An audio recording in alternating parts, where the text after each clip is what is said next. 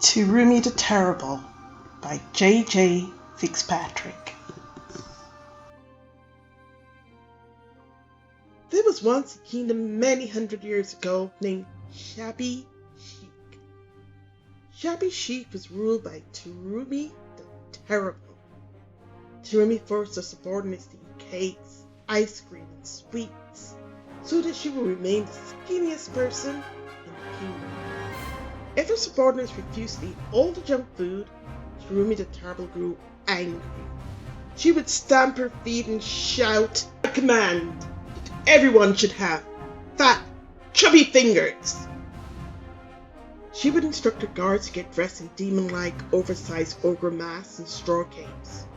They would march in pairs or threes, going door to door, making rounds of people's homes, scaring their subjects into eating. You see, for Terumi to remain the skinniest person in the kingdom, it meant that all of her subjects had to remain fat. The fatter they were, the skinnier Terumi the Terrible felt. When Terumi got out of the shower, she would stand in front of her magic mirror and ask, magic mirror on the wall, who is the skinniest person of them all?" Her magic mirror would always reply, "You, my dear queen, are the skinniest of them all." This made her very, very happy.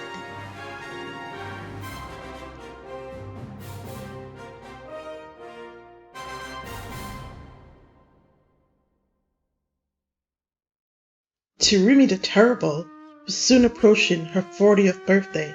She was quite excited, not about the age 40, but about all the gifts she would get from her subjects. But her subjects did not share her excitement. Actually, they were quite nervous as her birthday approached. You see, Terumi wanted diamonds and pearls. She wanted to bathe in baths of scented flowers. She wanted her taps flowing money instead of water. She wanted to eat caviar and drink champagne. She decided to go for a walk around the palace gardens. The royal gardener, Otario, and his brother, Montario, was tending to the flowers whilst chatting to the royal florist Raven. Terumi the Terrible stood frozen with shock and anger as she overheard their conversation. The royal gardener Otario was saying, "Queen Terumi's bottom is so big, if you slap it, it will shake like jelly and probably go boing, boing." Montario echoed the words boing, boing, and the royal florist Raven laughed heartily.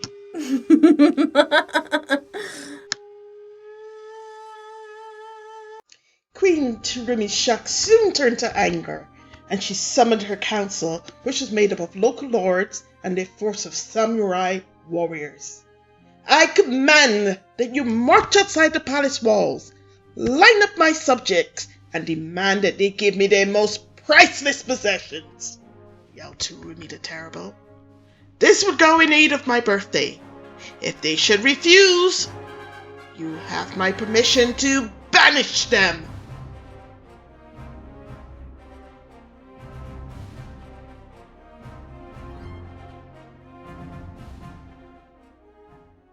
The lords with their samurai warriors summoned the subjects.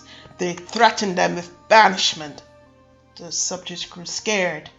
They started chatting among each other.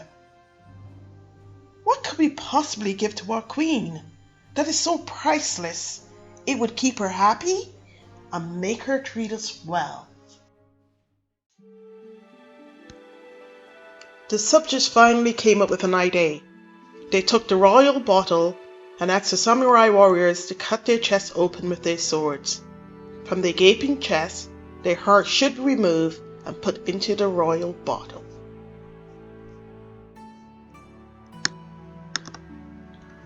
The lords and the samurai warriors returned to the palace with the royal bottle. Terumi the Terrible was excited. She expected to find jewels, money, and deeds to land, but instead, she found the hearts of her subjects. She searched among the bloody gore of hearts, still expecting to find her subject riches, but this was to no avail. She demanded to know why the royal bottle was filled with the hearts of her subjects. Dolores explained that the problem with buying pearls, caviar and champagne, and the other priceless possessions for her birthday was that her subjects were all very poor. However, their hearts were filled with lots of love, so they gave their hearts to her as a symbolism of love.